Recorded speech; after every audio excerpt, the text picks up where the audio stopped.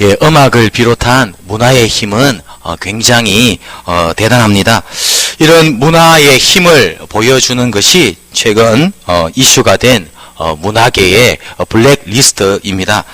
과거 이명박 정부 또 박근혜 정부가 자신들과 생각이 다른 문화인들에 대해서 그들을 지원을 끊고 또 검열을 하는 여러 가지 방법을 통해서 불이익을 줄 목적으로 비밀리에 블랙리스트를 만들었다는 사실이 밝혀져서 온 나라 안에 큰 뉴스거리가 되었습니다. 이명박 정부가 만든 블랙리스트가 밝혀졌는데 총 한 82명의 이름이 그 리스트에 기록이 되었다고 합니다. 그 중에는요, 우리가 잘 아는 작가 이회수라든지 또 영화배우 문소리, 방송인 박미선 씨, 또 가수 안치환, 영화감독 이창동, 이런 사람들이 그 명단에 포함이 되었다고 합니다.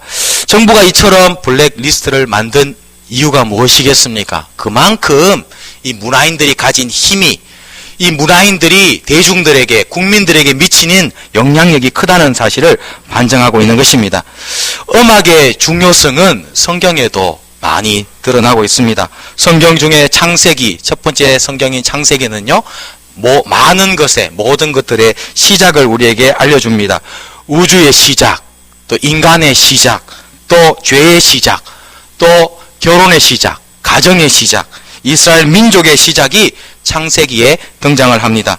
이런 시작들과 더불어 창세기 4장에는 음악이 어떻게 시작되었는지 우리에게 가르쳐 줍니다. 창세기 4장 19절 이렇게 말씀하고 있습니다.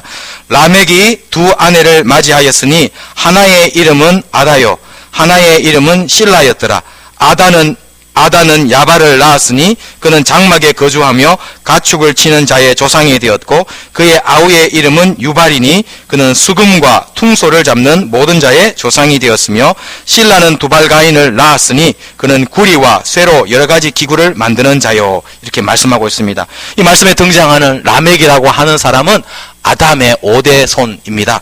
그리고 이 라멕은요, 오늘 본문에 보니까 3명의 아들을 낳았는데 야발, 유발, 두발, 가인이라고 하는 3명의 아들을 낳았습니다. 이 3명의 라멕의 아들들은 인류 역사의 아주 중요한 일의 시작을 각각 하게 되었습니다. 첫 번째 아들인 야발은요, 가축을 치는 자들, 현대어로 말하면 목축업자들의 그런 조상이 되었고, 두 번째 아들인 유발은요, 이 수금과 퉁소를 연주하는 사람들의 조상, 즉 음악가들의 조상이 되었고, 막내 아들인 두발가인은 구리, 쇠를 만드는 그런 금속업자들의 조상이 되었습니다. 이처럼 창세기를 통해서 우리는 음악이 아주 오래전부터, 아담에서부터 시작한 아주 오래전부터 인간과 함께 해왔으며 인간의 삶에 있어서 매우 중요한 역할을 했다는 사실을 알게 되는 것입니다. 오늘 우리가 읽은 본문은 음악과 찬양과 깊은 관련이 있는 그런 말씀입니다. 오늘 본문 말씀에 보면 다윗은요, 언약궤를 자기가 사는 예루살렘 성으로 옮겨오는 그런 일을 하고 있습니다. 이 동일한 말씀이, 역대상에 기록된 말씀이 사무엘하 6장에도 등장을 하고 있습니다. 다윗은 이스라엘의 왕이 된 후에 자기 가운데, 그 마음 가운데 소원이 한 가지 있었는데 무엇이냐면 하나님이 함께 하시는 그 언약궤를 이제 자기가 사는 성, 예루살렘 성으로 옮겨오는 것이 그의 소원이었습니다. 하나님을 너무나 사랑했기 때문에 하나님을 조금 더 가까이 하기 위한 그런 마음이 바로 언약궤를 옮겨오는 다윗의 마음이었습니다. 우리 모두에게도 다윗과 같은 이런 마음이 있기를 주님의 이름으로 축복합니다. 좀 더 하나님께 가까이 가고자 하는 그런 마음, 내가 좀 더 하나님께 더 가까이 가고자 하는 그런 다윗의 마음이 우리 모두의 마음이 되기를 주님의 이름으로 축복합니다. 그런데 다윗이 언약궤를 옮겨오는 일은 그렇게 만만한 일이, 쉬운 일이 결코 아니었습니다. 성경을 통해서 볼 때 이 다윗은요, 언약궤를 옮길 때 2번에 걸쳐서 옮겼음을 알게 됩니다. 당시 언약궤는 어디에 있었냐면 기럇 여아림이라고 하는 그런 도시에 있었습니다. 그곳에 살고 있었던 아비나답의 집에 20년 동안 이 언약궤가 보관이 되어 있었습니다. 그런데 이 다윗은요, 그 기럇 여아림, 아비나답의 집에서부터 예루살렘 성으로 이 언약궤를 옮기기를 원했는데 1차적으로 처음 옮기는 도중에 웃사라고 하는 사람이 그만 그 일 가운데 목숨을 잃는 그런 안타까운 일이 벌어지고 말았습니다. 이 일을 지켜봤던 다윗, 그 마음 가운데 두려운 마음이 들었습니다. 나는 언약궤를 너무너무 사랑해서 가까이 두고 싶은데 이 언약궤가 정말 무서운 것이구나. 내가 언약궤를 예루살렘 성으로 내 옆에 갖고 오면 나도 우사처럼 혹시나 생명을 잃지는 않을까 두려운 마음이 들게 되었습니다. 그래서 예루살렘 성으로 가지고 오던 그 언약궤를 가지고 오지 않고 다윗은요 어디로 옮겼냐면 대신 오벳 에돔이라고 하는 사람의 집으로 이 언약궤를 가지고 가게 됩니다. 그런데 가만히 보니까 3달 동안 이 언약궤가 오벳 에돔의 집에 있었는데 하나님께서 오벳 에돔의 집에 축복을 부어주셨습니다. 그것을 바라보고 다윗은요 다시 용기를 얻어서 내가 저 언약궤를 예루살렘 성으로 모셔와야 되겠구나 그렇게 생각하고 2번째 시도를 하게 됩니다. 그리고 마침내 이 다윗은요 언약궤를 가져오는 운반하는 일을 성공을 하게 됩니다. 그렇다면 우리는 이제 2번의 시도 가운데서 왜 첫 번째 시도에서 이 다윗이 실패하게 되었고 2번째 언약궤를 가져오는 데 성공하게 되었는가를 오늘 본문을 통해서 살펴보기를 원합니다. 이 2번의 시도 가운데 무슨 차이가 있는지 우리가 살펴보기를 원합니다. 가만히 살펴보면 역대상 13장과 16장을 통해서 볼 때 1차, 2차 이 언약궤를 운반하는 일에 2가지 차이점이 있음을 우리는 본문에서 발견하게 됩니다. 첫 번째 차이점은 무엇이냐면 하나님의 말씀대로 했느냐의 여부인 것입니다. 다윗이 첫 번째 언약궤를 옮겼을 때 그는 정성을 다하고 최선을 다했지만 하나님의 말씀의 법에 따라서 하지는 않은 것입니다. 하지만 2번째 그가 언약궤를 옮겼을 때는 첫 번째의 그 과오를 바로잡아서 하나님의 말씀에 따라서 언약궤를 옮겼을 때 그는 마침내 성공하게 된 것입니다. 첫 번째 언약궤 운반의 모습을 우리는 역대상 13장 7절에서 발견할 수 있습니다. 이렇게 말씀합니다. 하나님의 궤를 새 수레에 싣고 아비나답의 집에서 나오는데 우사와 아히오는 수레를 몰며 그렇게 말씀하고 있습니다. 첫 번째 언약궤를 운반했는데 어디에 실었습니까? 새 수레에 언약궤를 얹어서 운반을 한 것입니다. 이것은 나름대로 다윗이 언약궤를 운반함에 있어서 최선을 다하고 정성을 쏟았음을 알게 되는 것입니다. 아무 수레나 사용하지 않고 언약궤를 운반하기 위해서 새 수레를 만들고 그곳에다가 언약궤를 얹고 운반을 한 것입니다. 그런데 그 일은 하나님의 말씀에 따른 법이 아니었던 것입니다. 신명기 10장 8절 이렇게 말씀합니다. 그때에 여호와께서 레위 지파를 구별하여 여호와의 언약궤를 매게 하며 여호와 앞에 서서 그를 섬기며 또 여호와의 이름으로 축복하게 하셨으니 이 일은 오늘까지 이르느니라 이렇게 말씀하고 있습니다. 그러니까 이 언약궤를 옮기는 하나님의 방법, 말씀의 방법은 무엇이냐면 수레에 실는 것이 아니라 레위인들이 어깨에 메고 운반하는 것이 하나님의 방법이었던 것입니다. 그것을 알게 된 다윗은요 그것을 고쳤습니다. 역대상 15장 11절에 이렇게 말씀합니다. 다윗이 제사장 사독과 아비아달을 부르고 또 레위 사람 우리엘과 아사야와 요엘과 스마야와 엘리엘과 암미나답을 불러 그들에게 이르되 너희는 레위 사람의 지도자이니 너희와 너희 형제는 몸을 성결하게 하고 내가 마련한 곳으로 이스라엘의 하나님 여호와의 궤를 메어 올려라. 전에는 너희가 매지 아니하였으므로 우리 하나님 여호와께서 우리를 찢으셨으니 이는 우리가 규례대로 그에게 구하지 아니하였음이니라 하니 이렇게 말씀하고 있습니다. 우리의 신앙생활에도 마찬가지인 줄로 믿습니다. 열심을 내는 것도 중요하지만 더 중요한 것은 말씀의 기초에서 열심을 내야 되는 것입니다. 로마서 10장 2절 이렇게 말씀합니다. 내가 정언하노니 그들이 하나님께 열심히 있으나 올바른 지식을 따른 것이 아니니라. 하나님의 의를 모르고 자기 의를 세우려고 힘써 하나님의 의에 복종하지 아니하였느니라 이렇게 말씀하고 있습니다. 사도 바울은요 당시 유대인들에 대해서 말하는데 그들이 열심히 있었지만 그 열심이 잘못된 열심이었기 때문에 결국 그 열심은 있었지만 구원받지 못했다라고 지금 말씀하고 있는 것입니다. 오늘 우리도 아무리 열심을 내어도 잘못된 열심을 내면 오히려 하나님 나라에 해가 되고 또 우리 자신에게도 해가 될 수가 있는 것입니다. 아무리 정성을 다해도 하나님의 법대로 하지 않으면 오히려 해가 될 수 있다는 사실을 기억해야 될 줄로 믿습니다. 디모데후서 2장 5절에도 이렇게 말씀합니다. 경기하는 자는 법대로 경기하지 아니하면 승리자의 관을 얻지 못할 것이며, 운동선수도 그렇지 않습니까? 운동할 때 경기 규칙이 있는데 규칙을 어기면 실격이 되는 것입니다. 영적인 세계도 마찬가지입니다. 아무리 열심을 내어도 그것이 열심히 중요한 것이 아니라 영적 규칙인 하나님의 말씀에 따라서 열심을 낼 때, 그때 우리가 영적 전쟁에서 승리하고 또 열매를 맺게 될 줄로 믿습니다.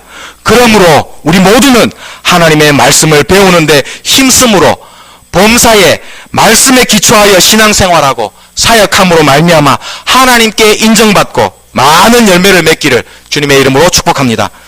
오늘 본문에서 발견하게 되는 두 번째 차이점이 있습니다. 그것은 무엇이냐면, 첫 번째 언약궤를 운반할 때보다 두 번째 언약궤를 운반할 때 다윗은 더 열정적으로 조직적으로 하나님을 찬양했다는 사실입니다. 첫 번째 언약궤를 운반할 때도 다윗과 이스라엘 민족은 하나님 앞에 찬양을 했습니다. 역대상 13장 8절에 이렇게 말씀합니다.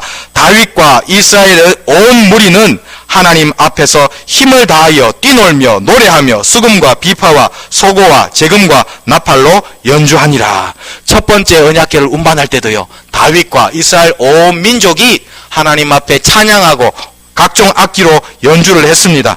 그런데 두 번째 언약궤를 옮길 때 다윗은 더욱더 그것보다 더 열정을 가지고 더 조직적으로 하나님 앞에 찬양을 했음을 본문을 통해서 우리는 알게 되는 것입니다. 본문을 통해서 다윗이 어떻게 더 열정적으로 더 아름답게 찬양을 드렸는가, 우리는 네 가지를 통해서 알게 되는 것입니다. 첫 번째로 다윗은요, 두 번째 언약궤를 옮길 때 하나님을 찬양하기 위해서 이스라엘 최초의 성가대를 조직을 했습니다.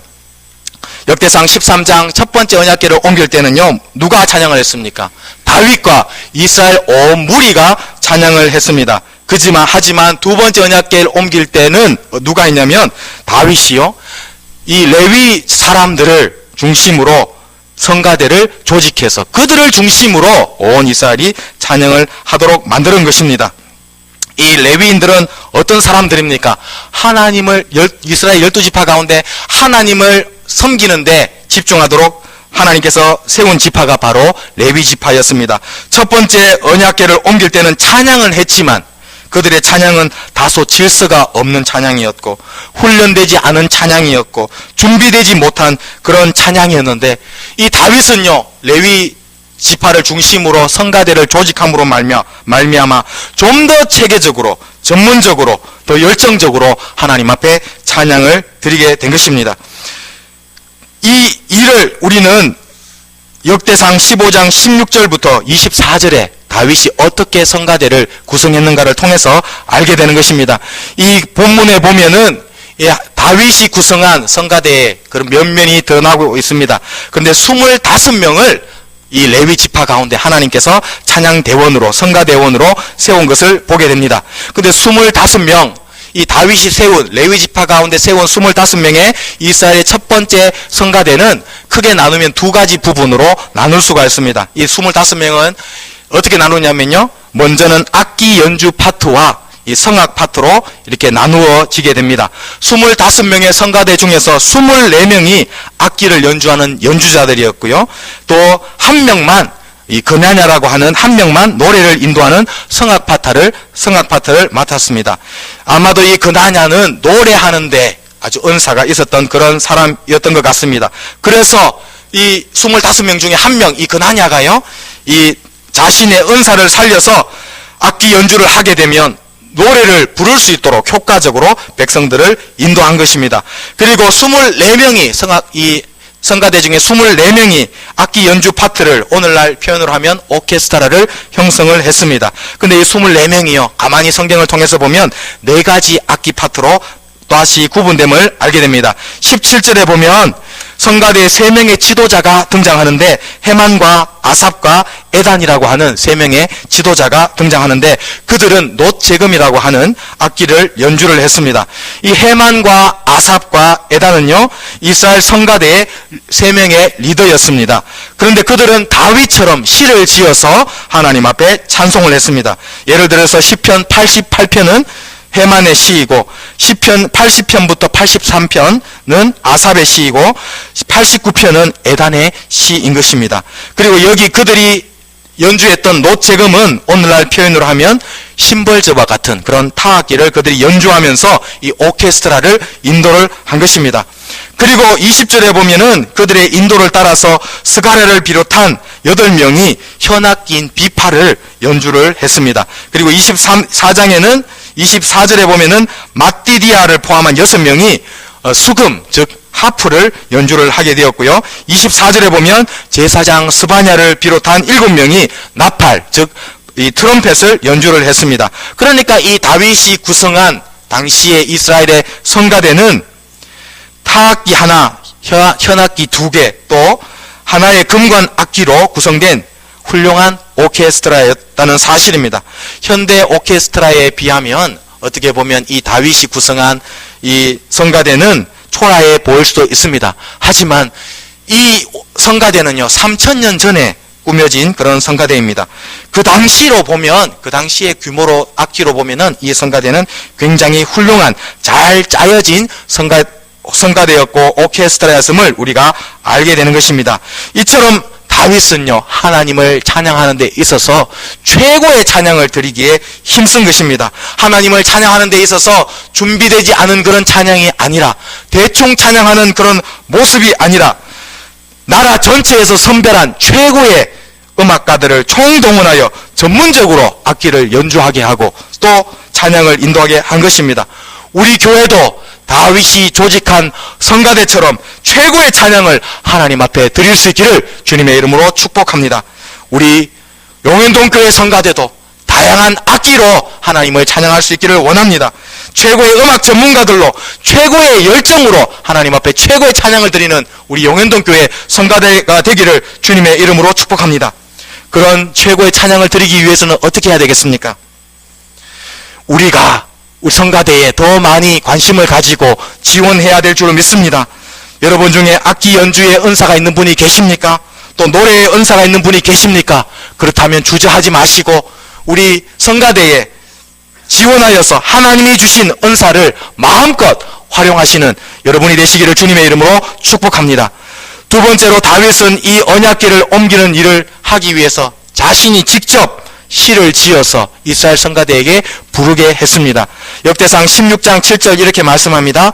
그날에 다윗이 아삽과 그의 형제를 세워 먼저 여호와께 감사하게 하여 이르기를, 이렇게 말씀했습니다. 이 말은 무슨 뜻이냐면 다윗이 이 언약궤 옮기는 일을 앞두고 자기가 시를 만들어서 그것을 성가대에게 곡을 붙여서 찬양을 만들도록 하고 부르게 했다는 사실입니다. 그리고 16장 8절부터 36절 상반절까지가 바로 다윗이 그때 지은 그런 시로 기록이 되어 있습니다. 이처럼 다윗은요, 최초 이스라엘의 성가대를 조직했을 뿐만 아니라 하나님을 찬양할 시를 자신이 직접 손수 지어서 하나님을 찬양하는 데 앞장선 것입니다. 이스라엘 민족은 하나님을 예배하며 섬기는 다양한 상황 가운데 시편에 곡을 붙여서 불렀습니다. 그래서 이 시편은요, 이스라엘 민족이 불렀던 찬송가와 같습니다. 이 시편을 노래로 만들었다는 증거를 우리는 시편 속에 포함된 다양한 음악적 기호들을 통해서 알 수 있습니다. 예를 들면요, 시편 4편에는 표제가 이렇게 붙여져 있습니다. 다윗의 시, 인도자를 따라 현악에 맞춘 노래라 라는 표제가 붙어 있습니다. 그러니까 이 시편 4편은 다윗이 지었고요, 이 시편은 현악에 맞춰서 노래를 불렀다라고 그렇게 음악적 기호가 붙어 있는 것입니다. 또 시편 9편에는 이런 표제가 붙어 있습니다. 다윗의 시, 인도자를 따라 뭇라벤에 맞춘 노래라라는 그런 표제가 붙어 있습니다. 여기 뭇라벤이라고 하는 말은 어떤 뜻이냐면 남성 소프라노라는 뜻입니다. 그러니까 이 시편 9편은 다윗이 지었는데 남성 소프라노가 부르도록 그렇게 음악적 기호를 붙여서 그들에게 그렇게 불렀다는 사실입니다. 또 시편은요, 다양한 상황에 이스라엘 백성들이 하나님을 찬양하는데 사용되었습니다. 예를 들어서 왕이 즉위할 때는요, 시편 78편, 81편, 105편을 그들은 불렀습니다. 그리고 이스라엘은 3대 명절이 있습니다. 유월절, 칠칠절, 초막절이 있는데 그때 명절이 되면 이스라엘 온 민족은 이스라엘 전 나라 가운데서 예루살렘 성으로 그들이 순례 여행을 떠났습니다. 그때 이 시편을 그들은 부르면서 순례 여행을 간 것입니다. 시편 120편부터 135편까지 그것을 성전에 올라가는 노래라고 부르는데, 이 순례 여행을 하면서 그들은 순례 여행 가운데 이 시편을 부르면서 여행을 한 것입니다. 이처럼 다윗은 직접 자기가 많은 시편을 지음으로 말미암아 하나님 앞에 찬양하는 일에 앞장을 쓴 것입니다. 이 시대에도 다윗처럼 자신의 음악적 재능을 통해서 하나님께 영광을 올려드리는 많은 하나님의 사람들이 있습니다. 저는 이 시간에 그들 중에 두 사람을 여러분에게 소개해드리기를 원합니다. 첫 번째는 BY라고 하는 그런 가수가 있습니다. 이 BY는요, 우리가 사는 이 인천 출신의 힙합 가수인데, 최근 쇼미더 머니라고 하는 그런 프로그램에서 시즌5에 출연해서 최종 우승자가 되어서 많은 사람들에게 알려지고 또 지금 많은 사람들에게 사랑을 받는 그런 가수입니다. 그런데 대부분의 힙합 가수들은 어떻습니까? 그 가사가요, 세속적이죠. 그래서 뭐 세상을 비판하기도 하고 사랑 노래를 하기도 하고 뭐 돈이나 뭐 자동차를 자랑하는 것이 힙합 가수들의 그런 노래의 가사들입니다. 근데 이 BY는요, 하나님을 찬양하는 그런 가사를 많이 썼습니다. 그가 자화상이라고 하는 그런 노래를 만들었는데요, 이런 가사가, 신앙적인 가사가 담겨져 있습니다. 내 죄들은 이미 사하여졌어. 새로운 사랑과 축복으로 인해 내 아침엔 난 다시 나음을 입어. 난 내가 말하는 것과 달리 내 가치를 알아.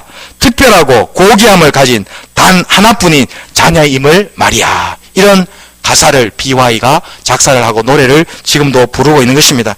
이처럼요, BY는요, 가수로서 자기에게 신앙적인 가사를 사용함으로 말미암아 지금도 믿지 않는 수많은 젊은이들에게 노래를 통해서 복음을 전하고 있는 것입니다. 또 한 사람은 나얼이라고 하는 그런 가수가 있습니다. 이 나얼은요, 브라운 아이드 소울이라고 하는 그룹의 멤버인데요, 기독교 메시지를 담은 그런 뮤직비디오를 통해서 많은 사람들에게 지금도 복음을 전하고 있습니다. 2012년에 이 나얼이요, 바람 기억이라고 하는 뮤직비디오를 제작을 했는데, 이 뮤직비디오에 많은 기독교적 메시지가 담겨져 있다고 합니다. 예를 들면 오병이어의 기적과 카타콤에서 핍박을 견디고 있던 초대 신앙인들의 상징인 익투스, 물고기죠. 물고기 모양이 이 뮤직비디오에 등장을 한다고 합니다. 또 이 뮤직비디오에 보면은 이 묘비가 하나 있는데요. 이 묘비에 이 글이 적혀 있지 않습니까? 영어로 묘비에 이렇게 글이 적혀 있는데, 그 글이 어떤 글귀냐면 바로 성경 구절이 적혀 있다고 합니다. 그래서 영어로 디모데전서 2장 4절이 이 뮤직비디오에 등장을 한다고 합니다. 이 디모데전서 2장 4절 이런 말씀입니다. 그는 모든 사람이 구원을 받으며 진리를 아는 데 이르기를 원하시느니라. 그래서 이 나얼은요, 자기의 음악적 재능을 통해서 하나님 앞에 뮤직비디오를 만들고 그것을 통해서 많은 젊은이들에게 지금도 복음을 전하고 있는 것입니다. 우리도 이 시대에 BY와 같이 또 나얼처럼 이 시대에 다윗이 되어서 하나님이 우리에게 주신 재능을 통해서 하나님을 높이는 우리 모두가 될 수 있기를 주님의 이름으로 축복합니다. 세 번째로 다윗은 자신의 몸을 다 바쳐서 힘을 다하여 춤을 추며 하나님을 찬양했습니다. 사무엘하 6장 4절에 보면 이렇게 말씀합니다. 다윗이 여호와 앞에서 힘을 다하여 춤을 추는데 그때에 다윗이 배 에봇을 입었더라. 그렇게 말씀하고 있습니다. 이 언약궤가 출발한 기랏 여아림부터 예루살렘까지는요 15km의 먼 거리였습니다. 그런데 다윗은요 그 15km나 되는 그 거리를 춤을 추면서 하나님 앞에 찬양한 것입니다. 얼마나 힘이 들었겠습니까? 여러분 중에서 15km 춤추면서 찬양하실 수 있는 분이 계시겠습니까? 쉽지 않은 그런 일일 것입니다. 우리도 찬양하다 보면은 목이 아플 수도 있고 힘이 들 수도 있는 것입니다. 하지만 우리도 다윗처럼 찬양 시간에 힘을 다하여 하나님을 높이 찬양하는 우리 모두가 될 수 있기를 원합니다.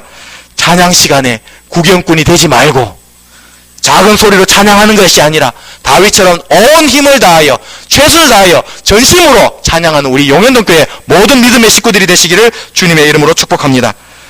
네 번째로 다윗은요, 이스라엘 성가들을 구성함에 있어서 출신에 따라서 차별을 두지 않았습니다. 역대상 15장에 기록된 이스라엘 성가대는 25명으로 이루어졌다라고 말씀을 드렸습니다. 근데 25명 대부분이 레위 출신이었습니다. 하지만 이 25명 전체가 다 레위 지파 출신은 아니었습니다.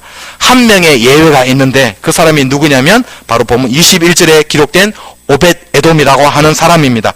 이 사람은요, 레위 지파가 아닐 뿐만 아니라 이스라엘 출신도 아니었습니다. 역대상 13장 13절에 보면 이 오벳 에돔은요, 가드 사람으로 소개가 되고 있습니다. 이 가드는요, 도시의 이름인데 블레셋의 5대 도시 중에 하나가 바로 가드입니다. 그러니까 이 오벳 에돔은요, 과거에 블레셋에 살던 사람이었습니다. 그리고 이 오벳 에돔, 그의 이름을 통해서 우리는 그가 에돔 족속 출신이라는 것을 알게 됩니다. 오벳 에돔은요, 히브리어로 합성어인데요, 이 종이라는 뜻의 에베드와 에돔의 합성어가 바로 오벳 에돔인 것입니다. 그러니까 오벳 에돔의 뜻은 바로 에돔의 종이라는 그런 뜻이고, 그는 에돔 족속 출신이라는 것을 알게 되는 것입니다. 그러니까 그는 에돔 족속으로 블레셋 땅에 살다가 이제 이스라엘 땅으로 이주해 와서 과거에 섬기던 우상을 버리고 하나님을 섬기는 사람이 된 것입니다. 그런데 다윗은요, 이런 이방인 출신 오벳 에돔을 멸시하거나 차별하지 않고 레위 지파 출신 24명과 함께 이스라엘의 거룩한 성가대의 일원으로 그를 받아준 것입니다. 우리는 그러므로 성가대 가운데, 성가대에 속하는 것에 어떤 차별도 있어 짓는 것이 아니고 하나님을 찬양하는데 어떤 차별도 두어서는 안 된다는 것을 알게 되는 것입니다. 그리고 우리는 역대상 15장 21절을 통해서 이 오벳 에돔이 특별히 수금, 하프를 연주하는데 아주 능숙했음을 알게 되는 것입니다. 그리고 우리는 오벳 에돔의 과거의 그런 출신을 통해서 그가 과거에는 이 하프를 우상들을 위해서 연주했다는 것을 짐작할 수 있는 것입니다. 그런데 하나님을 만난 오벳 에돔은요, 과거의 우상을 위해서 연주하던 이 하프를 이제 하나님을 위해서 하프를 연주하는 그런 사람으로 변화된 것입니다. 오늘 우리에게도 그런 은혜가 있기를 원합니다. 여러분, 과거에 세상 노래를 불렀습니까? 세상의 헛된 것을 찬양했습니까? 이제 우리의 입술로, 우리의 음악적 재능으로 하나님만을 찬양하고 높이는 우리 모두가 될 수 있기를 주님의 이름으로 축복합니다. 하나님의 자녀가 되었으면 우리의 삶 가운데 진정한 변화가 일어나야 될 줄로 믿습니다. 과거에 여행가를 불렀습니까? 이제는 하나님을 평생 찬양하는, 하나님을 찬양하는 우리 모두가 되기를 원합니다. 여러분의 핸드폰 컬러링에는 어떤 음악이 담겨져 있습니까? 때로는요, 한 번씩 보면 교회 안에서도 예수 믿는다고 말하면서도요, 핸드폰이 딱 걸려오면 핸드폰 컬러링이 유행가가 막 들려오는 그런 경우가 있습니다. 하나님의 백성, 하나님을 믿는 자들은요, 삶 전체에 정말 세상적인 노래가 아니라 하나님을 찬양하는 노래가 넘쳐나야 될 줄로 믿습니다. 우리 핸드폰 컬러링조차도 하나님을 찬양하는 그런 노래로 바꿀 수 있기를 축복합니다. 요즘 교회 내 심각한 문제 중에 한 가지가 무엇이냐면 크리스찬들이, 교회 성도들이 점점 세속화되어 간다는 사실입니다. 그것이 현대 교회의 가장 심각한 문제 중에 한 가지가 바로 성도의 세속화인 것입니다. 교회의 세속화인 것입니다. 최근에 서지영 검사가 직장에서 조직 내 상급자들에게 지속적으로 성추행을 당한 그런 일이 있었다고 발언을 해서 큰 파장을 불러일으켰습니다. 그런데 안타까운 사실은 무엇이냐면 이 서지영 검사가 이런 결심, 내가 성추행을 과거에 당했다라고 하는 그 발언을 하게 된 계기가 무엇이냐면 그 성추행을 한 가해 검사가 자신이 출석하는 교회에서 간증을 했다는 그것이 계기가 되었다고 합니다. 이 가해 검사는요, 서울의 한 대형 교회에서 신앙생활하는 성도입니다. 얼마 전 교회에서 간증을 했는데 이 사실을 알게 된 이 서지영 검사가 어떻게 성도로서 가식적인 모습을 가지고 그런 행동을 할 수 있느냐, 거기에 분노해서 자신이 성추행 당했던 사실을 언론에 폭로를 했다고 합니다. 이 사실은 오늘날 교회가, 오늘날 성도들 가운데 얼마나 죄가 만연해 있는지, 교회가 얼마나 세속화되어 있는지 단적으로 보여주는 사건인 것입니다. 이 가해검사는 교회에서는 간증을 하고 직장에서는 부하 여검사를 성추행하는 이중적인 신앙생활을 하고 있었던 것입니다. 오늘 우리는 어떻습니까? 오늘 우리의 삶은, 세상에서 우리의 삶은 과연 어떠합니까? 우리는 정말 하나님을 믿는 백성답게, 세상에 물들지 않고 하나님의 자녀답게 거룩한 삶을 지금 살아가고 있습니까? 우리는 그런 삶을 살 수 있기를 주님의 이름으로 축복합니다. 오늘 본문에 등장하는 오벳 에돔처럼 과거의 우상을 섬겼다 할지라도 하나님을 믿으면 그 모든 것을 과감하게 끊어버리고 거룩한 성도로 하나님만을 섬기며 하나님만을 찬양할 수 있는 복된 우리의 삶이 될 수 있기를 주님의 이름으로 축복합니다. 오늘 본문에서 발견하게 되는 마지막 영적 교훈은 하나님께서는 찬양하는 다윗에게 넘치는 복을 주셨고 반대로 찬양을 멸시한 미갈에게는 저주를 내리셨다는 사실입니다. 이스라엘 최초의 성가대를 조직하고 시편을 지어 찬양한 다윗을 하나님은 넘치도록 축복하셨습니다. 사무엘하 5장 10절에 다윗이 받은 복이 이렇게 기록되어 있습니다. 만군의 하나님 여호와께서 함께 계시니 다윗이 점점 강성하여 가니라. 평생 다윗은 하나님을 찬양했는데 그 찬양의 축복으로 하나님은 다윗이 점점 더 강성해지도록 축복하신 것입니다. 이 말씀대로요, 다윗은 어떤 사람이었습니까? 양을 모는 일개 목동이었지 않습니까? 근데 평생 하나님을 찬양하니까 사울의 천부장이 되게 하시고 사울을 피해서 도망 다닐 때도 그를 따르는 사람이 300명에서 600명으로 점차 늘어났고 이후에 유다족 속의 왕이 되었을 뿐만 아니라 이스라엘 12지파를 다스리는 왕이 다윗이 된 것입니다. 하나님이 찬양한 다윗을 축복한 것입니다. 반대로 찬양을 무시하고 멸시한 미갈을 하나님께서 저주하셨습니다. 역대상 15장 29절 이렇게 말씀합니다. 여호와의 언약궤가 다윗성으로 들어올 때에 사울의 딸 미갈이 창으로 내다보다가 다윗 왕이 춤추며 뛰노는 것을 보고 그 마음에 업신여겼더라. 원래 미갈은 다윗의 사랑을 많이 받은 그런 여인이었습니다. 사울이 자신의 맏딸 메랍을 다윗에게 아내로 주는 조건으로 블레셋 사람들의 포피 100개를 요구를 했습니다. 그때 다윗은요 거절을 했습니다. 그런데 두 번째 이제 사울이 미갈을 아내로 주면서 동일한 것을 요구했을 때 다윗은 그때 받아들였습니다. 그래서 사울이 요구한 것 100개가 아니라 2배, 200개 블레셋 사람들 200명을 죽여서 그 포피 200개를 사울에게 주고 미갈을 아내로 데려왔습니다. 그만큼 다윗은 미갈을 사랑한 것입니다. 하지만 이런 다윗의 사랑을 받았던 미갈도요, 하나님께 드리는 찬양을 무시했을 때 하나님으로부터 평생 자녀를 낳지 못하는 그런 벌을 받게 된 것입니다. 이처럼 하나님께 드리는 찬양을 비웃고 무시하는 죄는 하나님 앞에 무서운 죄인 것입니다. 찬양 사역자 고형원 씨를 여러분은 아실 것입니다. 그는 우리가 잘 아는 찬양, 부흥, 비전, 물이 바다 덮음같이 오직 주의 사랑에 매여 이런 찬양들을 작곡하신 분입니다. 그런데 이 고영훈 씨는 원래 찬양 사역을 할 마음이 없었다고 합니다. 원래 이분은요 공학도로서 고려대 건축공학과를 다니고 있었는데 허리 통증이 너무 심해서 오랫동안 고생을 당하고 있었다고 합니다. 허리 통증이 얼마나 심했던지 휴학을 할 수밖에 없는 정도로 허리 통증이 심했다고 합니다. 근데 휴학을 하고 예수전도단에 들어가서 그곳에서 하나님의 섭리 가운데 찬양곡들을 하나씩 작곡을 하기 시작했다고 합니다. 당시 너무너무 허리가 아파서요 하루의 절반의 시간은 누워 있을 정도로 그렇게 허리 통증으로 고생을 당하고 있었는데 그러면서도 찬양곡을 계속 작곡을 했다고 합니다. 그래서 하나님께서 그의 고영원 씨를 축복하셨습니다. 그래서 하나님의 은혜로 좋은 찬양을 많이 작곡하게 하시고 수많은 영혼들에게 복음을 전하는 복을 허락해 주셨고요. 찬양곡을 허리 아플 때 찬양곡을 계속 썼는데 결국 그를 끊임없이 괴롭히던 그 허리병으로부터도 자유함을 얻게 되는 복을 하나님이 허락하셨습니다. 이처럼 찬양하는 사람들에게 오늘도 하나님께서 복을 허락하시는 것입니다. 우리 모두는 다윗처럼 오벳 에돔처럼 평생 하나님을 찬양함으로 말미암아 하나님께서 우리 삶 가운데 넘치도록 축복하시는 그런 복을 누릴 수 있기를 주님의 이름으로 축복합니다.